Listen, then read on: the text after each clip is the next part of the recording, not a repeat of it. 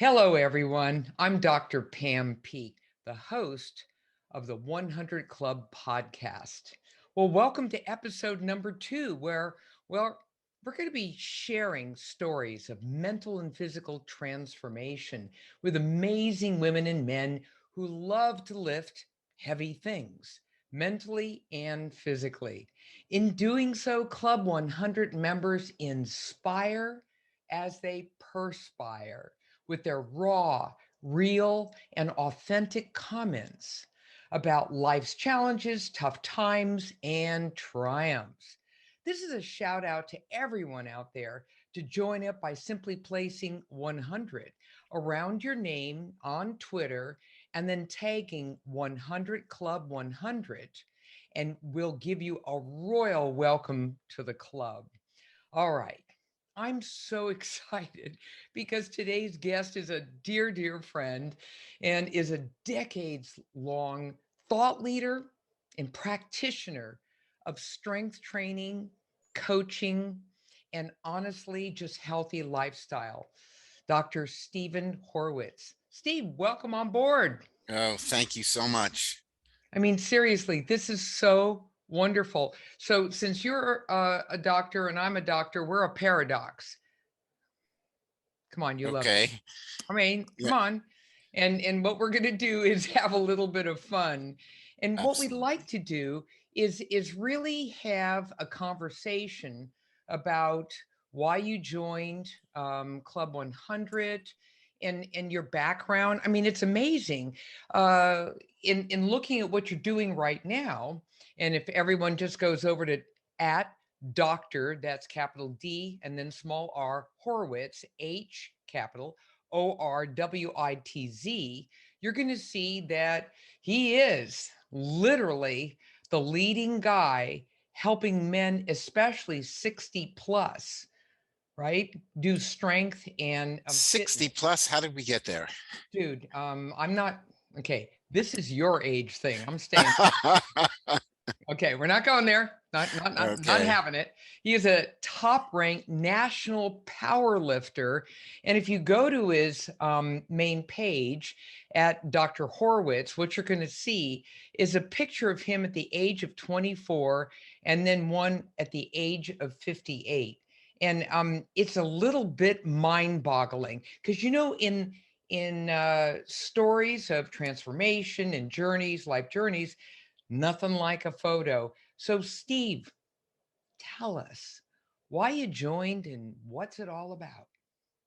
It's funny you mentioned that photo. A quick story about why I even took a picture like that.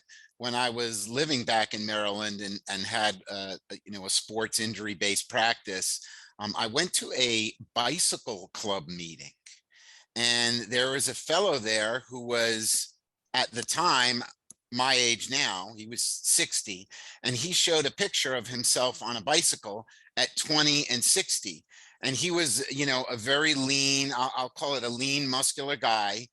And wow, just chop off the neck, from the neck up, and it was the same body. And I'll never forget that because I was probably 30 years old at the time. And I'm looking at that picture going, that's me. So here we are, all these years later, and that's what I aspired to. So the kind of, that's why the picture, and it's like, wow, you really can do this. And that's what I love about the club. So in answer to the club question, I've been following it for, I guess, a couple of months, and I thought, wow, I could use the same encouragement. I mean, I love training, but the positive energy around everybody doing it, because I train in my garage, and I really miss the environment that I had when I was going to the gym, let's say in chiropractic school, with a bunch of friends, and we just had at it. And while I don't like the gym environment these days, that's why I prefer to train in my garage, I do miss the camaraderie. And that's what I'm seeing with the 100. Let me stop you for a second. What do you mean you don't like what's going on in the gyms these days? Oh gosh, even going back to when I was still in Maryland. So I've been in Texas now for 9 years. We moved here in 2013. And my the gym I was at was an Olympus gym. So not a big chain gym, just a local gym out in Silver Spring. And I'll never forget when I got the first complaint of me making noise because I was deadlifting. And I thought, this is not a chain gym. This is what I call, at least back then, a kind of a real gym. Sorry, but I'm at my age, I'm just calling it like it is. So it was a real gym, and I got my first complaint. I used to go in lunchtime. I used to block out my time during the day, see patients in the morning, see patients in the afternoon. But lunchtime, like, don't mess with my lunchtime. This is when I train. And I don't work out, I train. So I got my first deadlift complaint because I made noise, and I thought, wow, this is really changing. And that was in the early 90s, Oh my gosh. Well, what's or going maybe on late now? 90s. So I don't know. I haven't been in a gym. I stopped going to quote a gym. Let's see. I opened up my other office, I guess in like 2001, 2002, and that's when I just stopped going to a gym. I couldn't stand it. There was no camaraderie anymore. There was complaining because I was making noise deadlifting. And I thought, nah, not for me. And then I really knew I was old because I didn't like any of the music that was playing. That's the first thing. Where Absolutely. was my AC/DC, Totally. Thunderstruck, and it wasn't there anymore. I'm like, wow, I don't like the music, and I'm getting complaints because I make noise deadlifting. I'm out of here. So the office that I had set up at the time was like a little gym, and on the periphery, on the perimeter, were a couple of treatment rooms. But the office had a full-fledged squat rack. I had tons of kettlebells, club bells, a really sweet cable device. I'm like, I got everything here. I'll just train here. I love it. Well, in many respects, you have, your crew through Club 100. So Yes. we live through each other's experiences as we're doing our thing. There's a whole lot of garage gyms going on. And boy, I bet you're just sitting back going, and then the pandemic hit and then all the Right. gyms closed anyway. So you were the one who Right. was able to keep it going. And anybody out there Thankfully. who basically owned their own destiny, as it were, when it came to fitness. I, had not yet built my full gym in my home because I had just moved right before the pandemic. Oh, wow. And so I was suffering. So I lived by my little kettlebells, which is all I had left.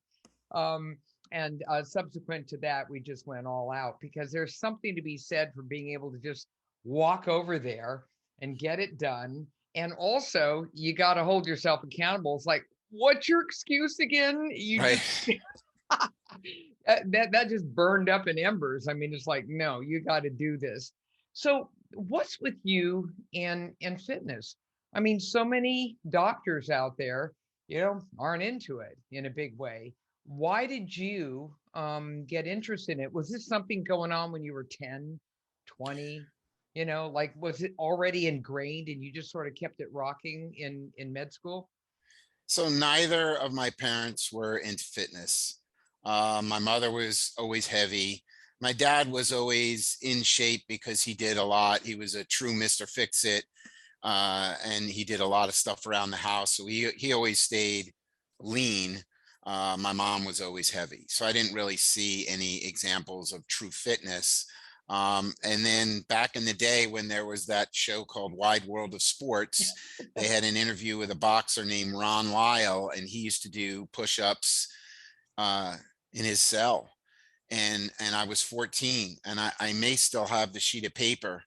And I was little, and I thought, wow, let me see about push-ups. So over one summer, I got up to 100 push-ups as at 14, and then my dad put up a nice pull-up bar for me and sit-ups. So push-ups, pull-ups, and sit-ups. Missing legs, but so be it. And I got really good at those.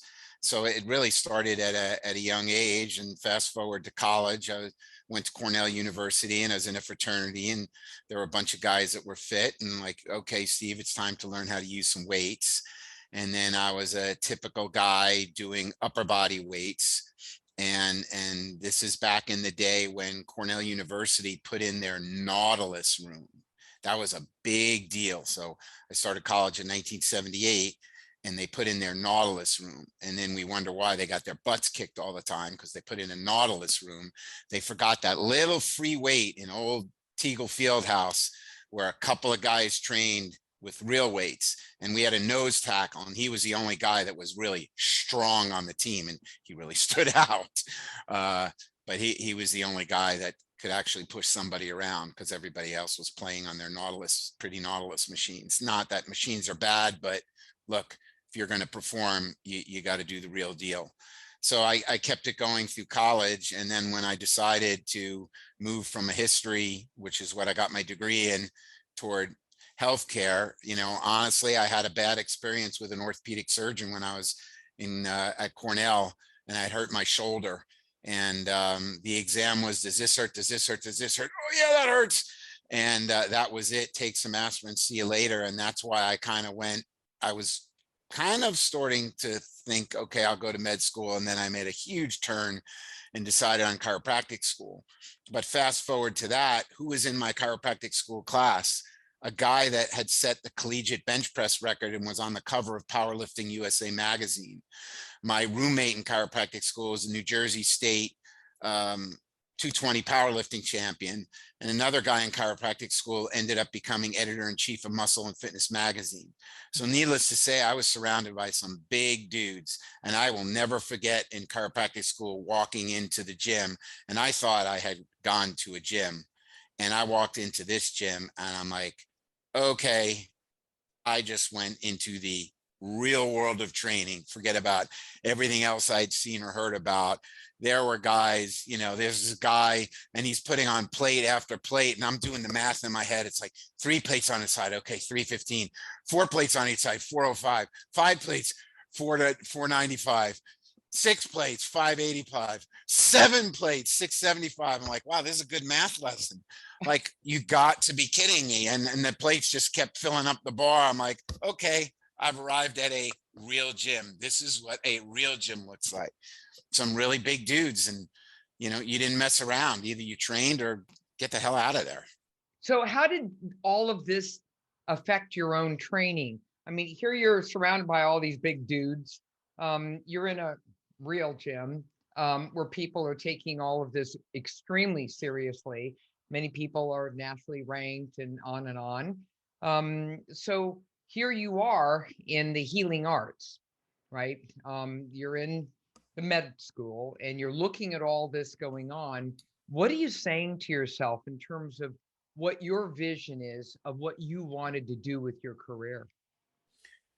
That's great. So what I quickly learned was, like, for instance, when we talk about rehab and we talk about rehabbing a lower back, for instance, and there were all these exercises. Now you got to remember, this is like the early mid 80s. And I'm like, well, you're telling me to do one thing with a patient, but when I watch guys who lift heavy stuff, and I mean heavy stuff, I'm not talking about your carton of milk. That's not the way they lift it. So what I quickly realized was there was nothing I was going to get from the medical world about training a person and rehabbing a person. I needed to learn from people who really did it. And so that I realized, how can I possibly treat an injury? And I wanted to go into sports injuries. How could I possibly treat an injury and not understand the lifting world?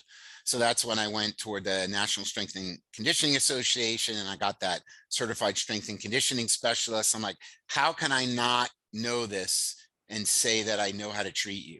Because you can't. And today it's much, much better, but it's still in pockets. It's not broad yet.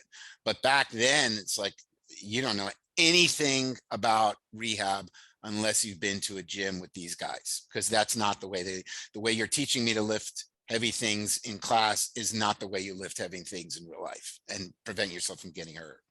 Amazing. And so, Really cool. here you are, with all these years of experience treating so many people, athletes and just the regular folk out there. So, you've made a whole point about really wanting to concentrate on men after the age of 60 in many respects. Is there a void Is there an unmet need?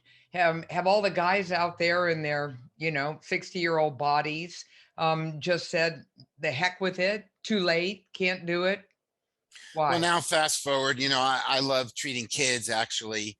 I got an opportunity to be part of a medical staff, 1996 Olympic Games. I was part of the US Olympic team medical staff. So I lived in that world for a while, a bunch of professional athletes. And then I started to treat more and more athletes from high school, which is what I really enjoy.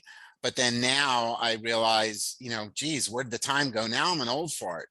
Be careful So now. Now, come on now. I'm not going to right. use those terms. So I'm kidding around, but I'm not kidding around. The number's the number. What you're going to do with that number in your own head, well, that's up to you. The number's the number. I always say that 1960 date of birth, just flip the 6 to a 9 and I'm good. But so why can I keep doing it? Well, it's consistency. And what I see is, not to get on them, but I am going to get on them a little bit. There's a lot of young guys that are telling old guys how to lift. And I think the men get, in some ways, the ladies in the sports world in terms of injuries and strength and conditioning from college on, they definitely get the short shrift of things still to this day. And that's another topic. But the older men, they don't get anything. Because it's like you're an older guy, forget about you. And the advice is just so horrible from the medical profession, because the medical profession is, oh, woe is me, don't lift that heavy thing. Oh my gosh, don't deadlift because you're 60. I mean, I started to hear it at 40. Oh, I'll never forget, there was some big researcher, don't lift more than 40 pounds over your head. What? So, and this, but he was published on, go find his studies on PubMed, right? So he's official, so you have to listen to him. So the ridiculous comments that I would hear, I just want guys to know it, as you get older, you got to start more slowly.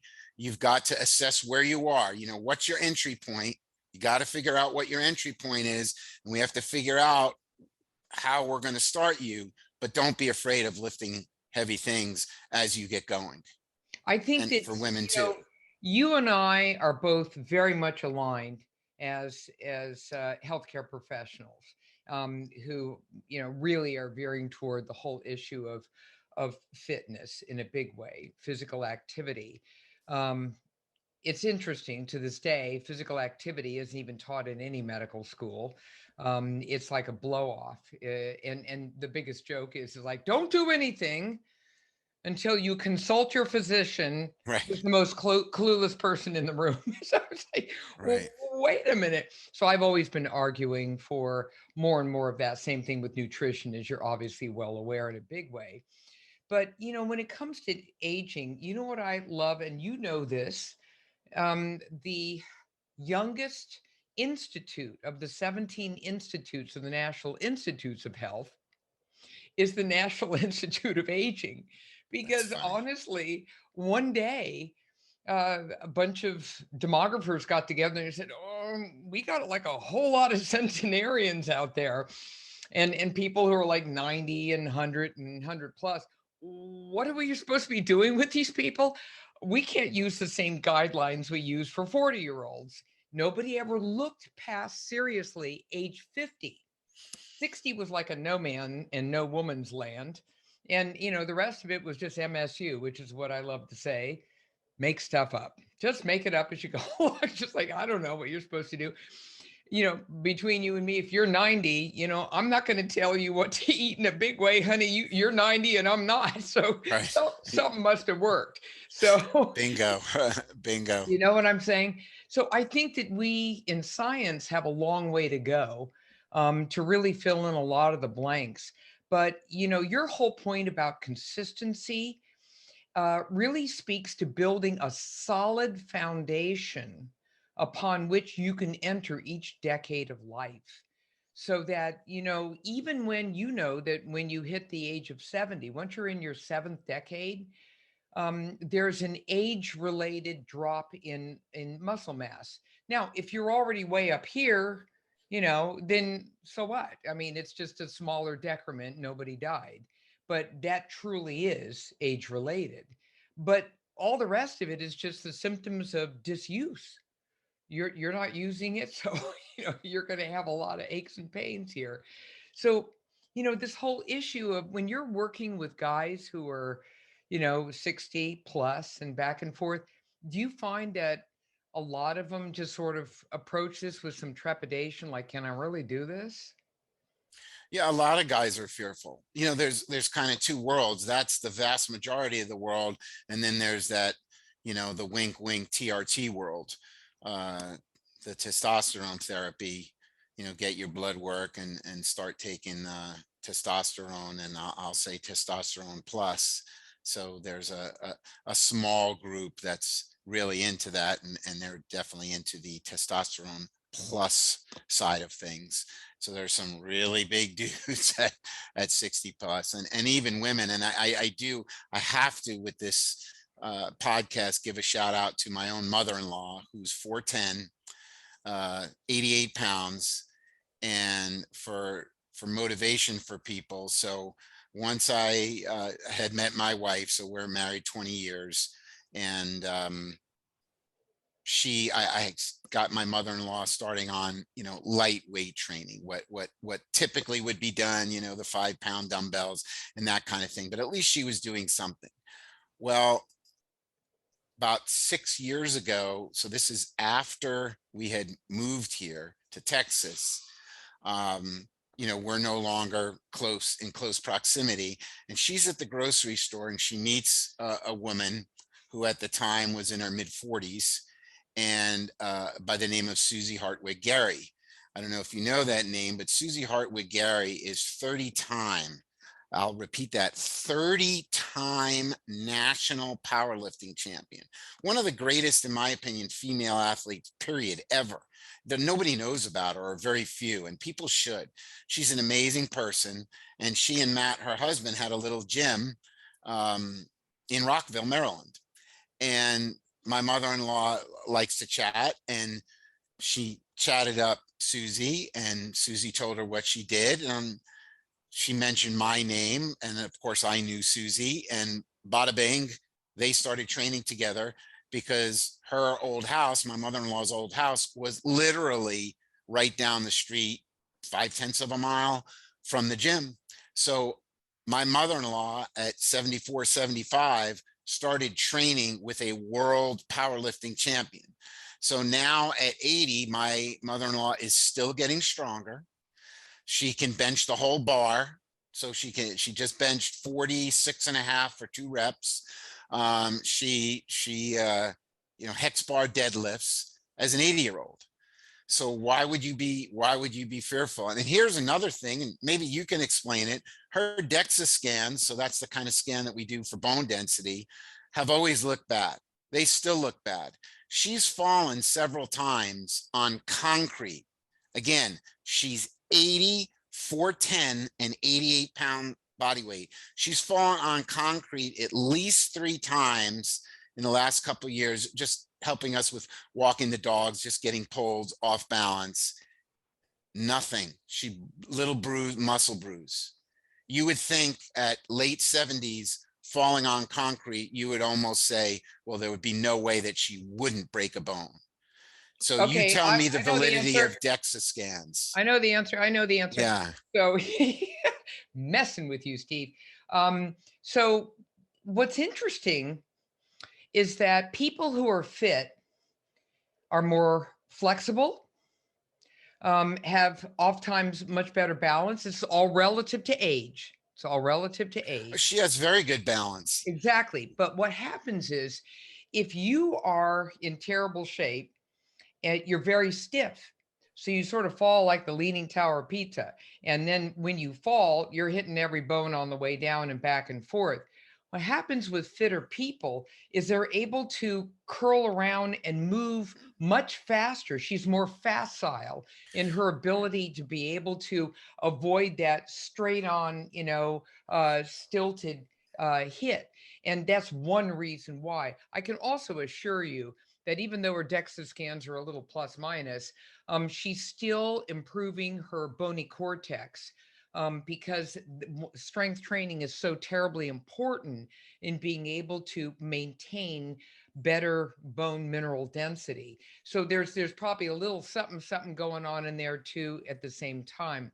When you Well, her mentioned, DEXA scans just keep looking worse and worse, according to the doctor who makes it, oh my gosh, you shouldn't do this. And when she's fallen on an outstretched arm, so she didn't break her wrist. She's fallen on her head. I mean, hard on concrete and nothing. okay, well, I'm loving that. I'm Unbelievable. Yeah, well, Awesome. I think what we're really addressing here is really the whole issue of, how you age well. It's interesting.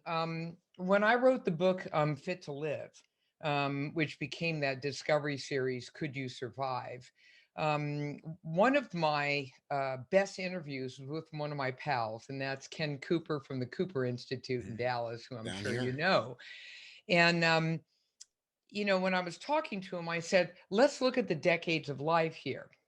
And he said, in the beginning of life, if you're just sort of a pretty average individual, you're going to have kids, this and that, then aerobic is really important. But you're going to be lifting, pushing, and pulling so much just functionally, just getting around and doing your thing. Now, whether it's true today or not is irrelevant, but that's what he told me then.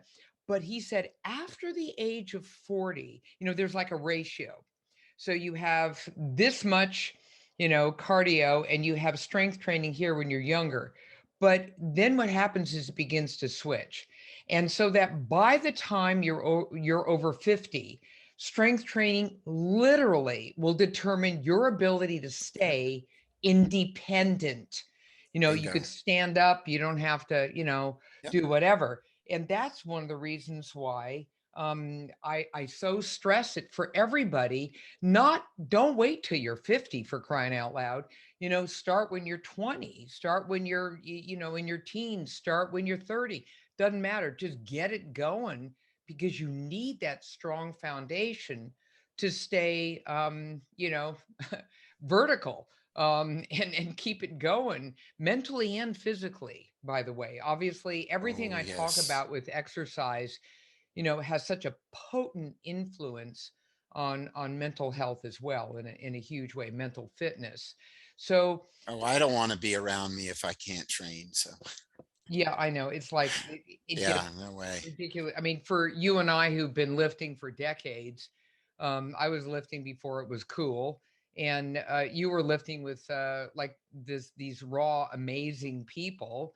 And so, we have our own stories, but both you and I have shown consistency over the decades, so that what we can actually say today is that with that consistency, no matter the challenges that occur with the aging process, and let's just not kid ourselves, there are challenges, osteoarthritis shows up. I mean, look, if you haven't lived a rich and wonderful life, then, osteoarthritis is a piece of the action. So we just are able to adapt and adjust better. So when you train people over the age of 60, how do you instill hope and motivation when they're kind of like, on the fence, and they're wondering, can I really do this? This is a lot of work, and how long is this going to take? And so much easier if I had started when I was 20. And you start hearing this whole, rant and rave. What do you do with that? I think if you show them what they need. So a lot of times, oh, I've tried and, after 3 weeks or 6 weeks, I get hurt. Or it just, in general, it just hurts. And if you can develop the skill set at assessing a person and figuring out what is their body telling you they need. And if you show them in some simple steps that if you go slowly, it doesn't have to hurt, and that you actually can do these things, and then you can correct these things. And if you bring them on, again, that consistency that way, I'm like, wow, they told me, oh, one of the things that still really gets me, and I'll die feeling this, oh, you shouldn't start exercising when you start a quote diet program. Well, when you start to learn how to eat in a way that works for you, it's a whole nother topic. Why would I not want to go get some sunlight in my eyes in the morning and take a little walk and now start to do some of those tubing things that address that hip mobility or shoulder mobility that I don't have with a touch of resistance. And then after a week go, wow, this kind of feels good. And then they realize I can do all this. And then where do they want to bring it? So, in my old practice, I loved having the patient that was the grandparent that could. So there's the one set of grandparents that were sitting in the rocking chair and the grandchildren came up running to them and they couldn't get out of the rocking chair. So they'd bend forward. Oh God, give me a little kiss and a hug. And that was it. And then there was the grandparent that could. So my patients were the grandparents that could. I absolutely love it. And I've always been fascinated with these extraordinary people who've just been able to be the grandparents that could. And so I Oh, they got didn't necessarily start off that way. That's right. And this is why I'm bringing this up. So I had heard about the National Senior Games, the Senior Mhm. Olympics. And actually, I covered this for the Discovery Health Channel. One day, I just went up to Carnegie Mellon where they were holding the games. I said, "What games? Who are these people?" And then in the background, I can hear, "Will the 90-year-olds please line up for the 50-meter?" And I'm like, 90-year-olds? And then so I ran out to the track and field people and I interviewed them. And I'm going to tell you, it was absolutely mind boggling to meet some of these people. And here, to your point, many of these people that I interviewed, I eventually became a member of the board, of the foundation board of the National Senior Games, and I am a competing senior Olympic triathlete. So, I just bought all in. I was like, oh, okay, I'm going to have some of that. But what was fascinating is I would say easily half of them, Yep. right, never did squat, literally squat, Right. until they were 50, or when the kids are gone and whatever. Or what they did was they did a lot of really cool stuff at junior high and high school, and then the whole thing went to pot, and that was like decades ago. And now they're revisiting or they're starting something brand new. I'm just sort of blown away by the number of people who just had an awakening and they said, this body can really do all that. Who It's knew? amazing. I mean, really. They had, again, back when I was in Maryland at the Prince George's complex, they had the track and field Masters Championship several times. So I was there because I treated a ton of Masters track athletes back in Maryland, some of the best ones, some of the Well, best in the country. it's And just they are just amazing. absolutely inspiring and amazing Well, to see there's one what that they were. holds the world. It's a woman who holds the world record on the pole vault, and you're like, Yeah, "Oh, okay." So pole vault. she's. People have to understand pole vault. I mean, really. Awesome. And she's in her 80s. Work with Yep. me here. So I met with her. I actually have some really cool pictures. I'll have to post sometime. And I became really good friends with her. She's really cool. And I said, "So, how did it start with you?" And many times her little shirts will say Vermont on them. And I'm like, wow, obviously from Vermont, and that's all real cool and everything.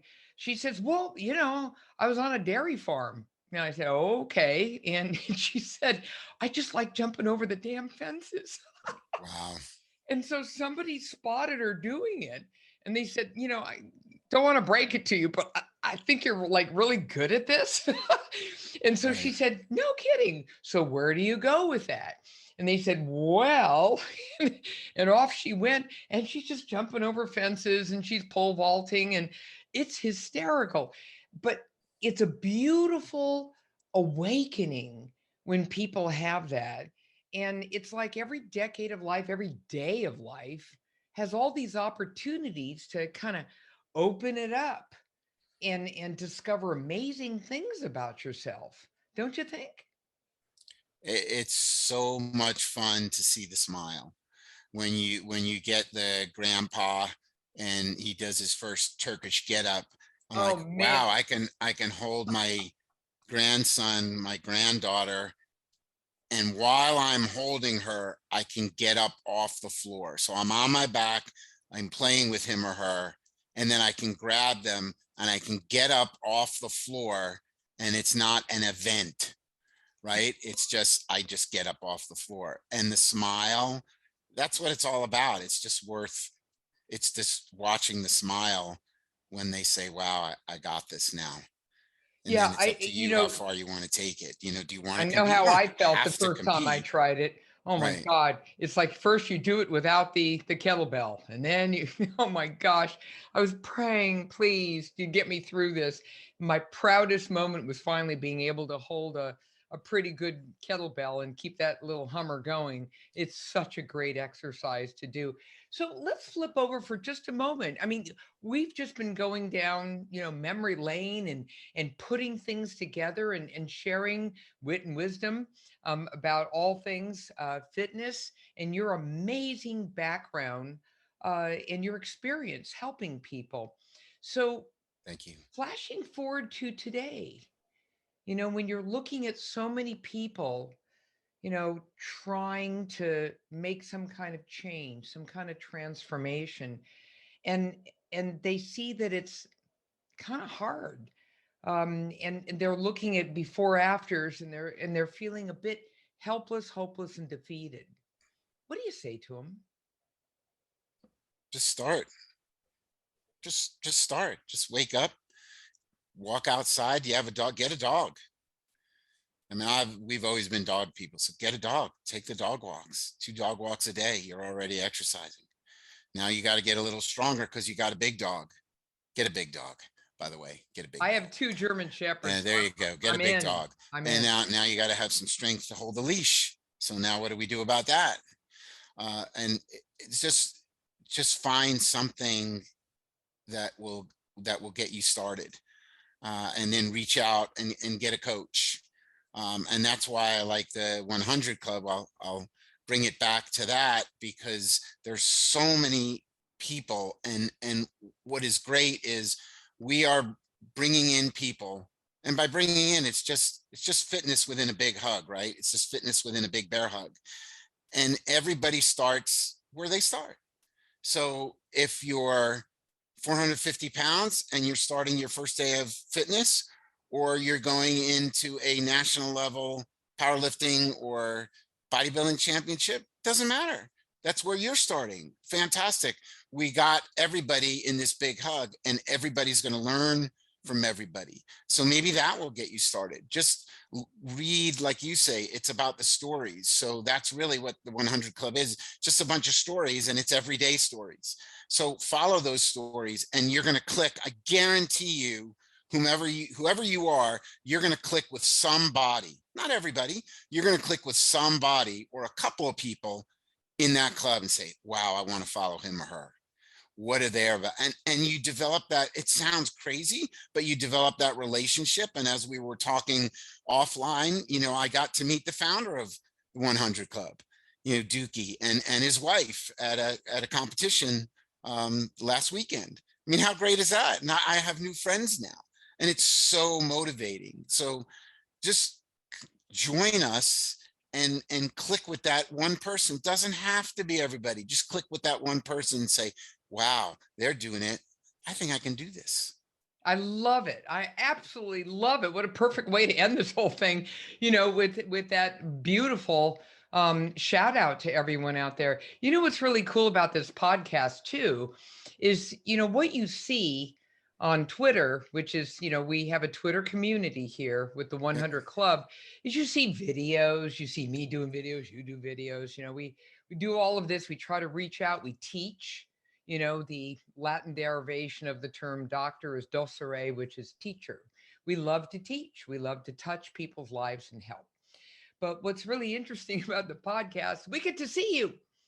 You Right. just came alive for everybody out there. So they're all like, scrolling on over to your Twitter and they're like, oh, what's he really like? And here you are. You're a real live human being, genuine with absolutely authentic, comments about what's gone on in your life and what's gotten you to this place in your life. So how cool is that? And here we are, members of Club 100, with all kinds of wild and crazy people in the crew, who are there to support one another and are there to have each other's backs, more ways than one, I suppose. And it's so great to be. I think healthcare should be in a community. We could chat about that another time, because if you could create this community for everything, it's so, because you're always going to click with somebody, and it's so helpful, and it just makes you feel like you got a chance to do this. I can overcome, if it's body weight. Look, maybe a short story for me. I had a big health challenge. I don't think you know this, even at age 50. Do you know what I mean when I say achalasia? So it's an esophageal motility disorder. So what does that mean in English? Esophagus is the swallowing tube.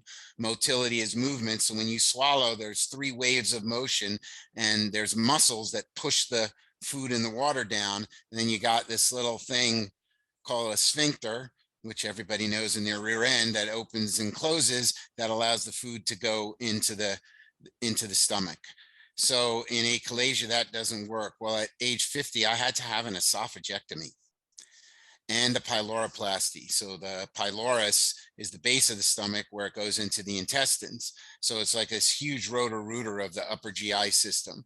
An esophagectomy, talk to any surgeon, their eyes are going to get really big really fast when you say, I had an esophagectomy, because it's a really dangerous surgery.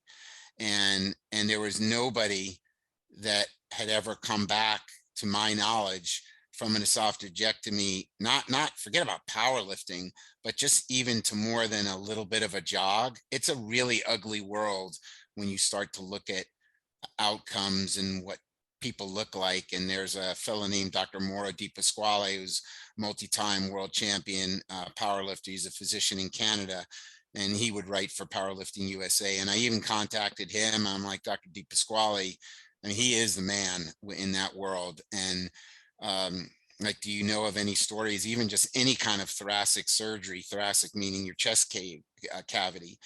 And he's like, well, there's been some people that have had different types of thoracic surgery and kind of come back, but I don't, esophagectomy is so rare. I don't know what to tell you. So if you can come back from that, and I'm not some Olympian, you can come back from anything. I mean, Wow. you can come I back mean, from I'm anything. totally blown away. I did not know that. I mean, that's It's just pretty ugly. It's a it's pretty it's ugly place. extraordinary. And as a physician, I know exactly what it looks like. And oh my gosh. And yet here you are. So, right? It's doable. And let me tell you, there have been plenty of other people in our club, and people that I hope will join the club, that have overcome so many different types of cancer, horrible automobile accidents. I mean, you name it, the ability of the body to recover.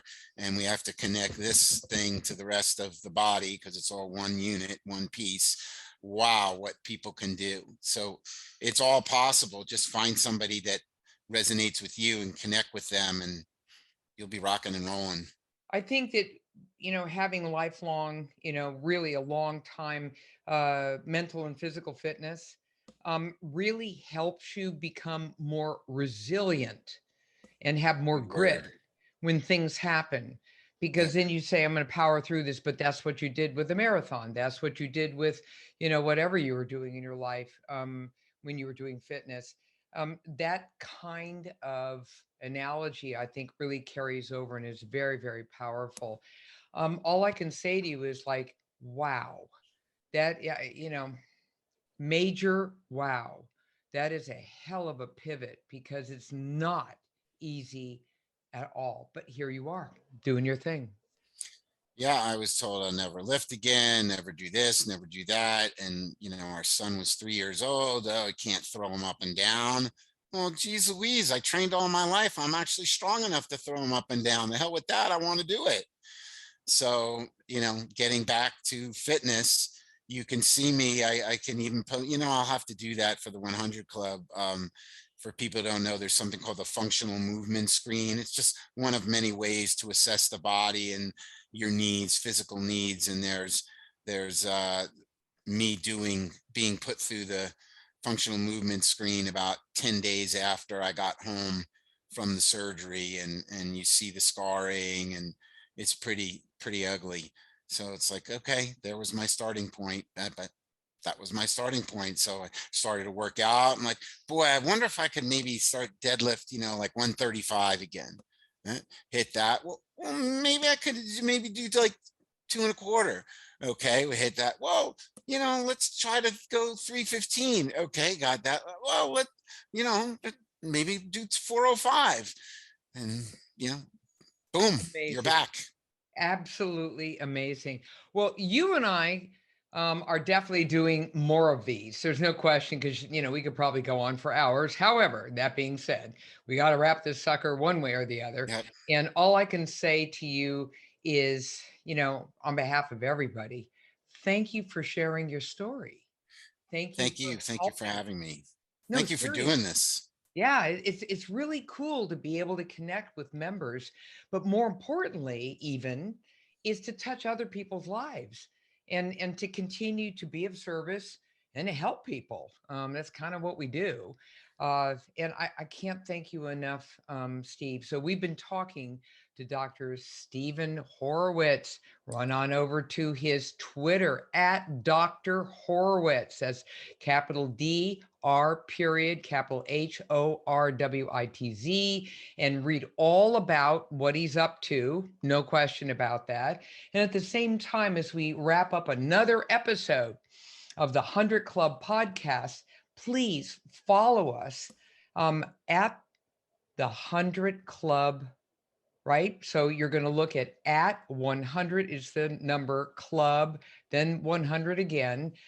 And you know something, to Steve's point, we're absolutely welcoming everyone. So if you want to join on up, come on down. We're going to give you a royal welcome. All you got to do is put 100, 100, 100 right around your name on Twitter and then tag us at the 100 Club, and we will give you a royal welcome because we want A all of big you. hug. Huge virtual hug. And then be careful, because if you've got a story to tell, I'm coming. I'm I coming for can't you. wait to hear more of the stories. Coming for you. Okay. And that's the way it is. Thank you, everyone. I'm Dr. Pamela Peak. I'm the host of this wonderful 100 Club podcast. And you can also learn more about me at Pam Peak MD. Thank you so much. Have a great one, guys. Have a great one.